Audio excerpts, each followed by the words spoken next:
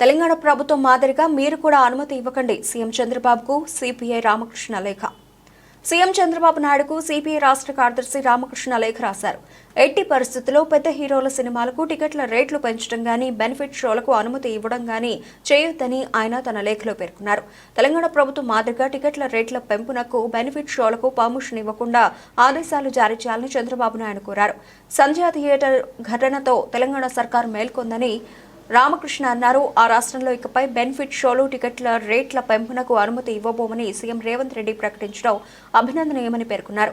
తెలంగాణ ప్రభుత్వం తరహాలోనే ఏపీలో కూడా స్పెషల్ షోలు, టికెట్ల రేట్ల పెంపును అనుమతించేది లేదని కూటమి ప్రభుత్వం ప్రకటించాలని రామకృష్ణ ముఖ్యమంత్రి చంద్రబాబును కోరారు.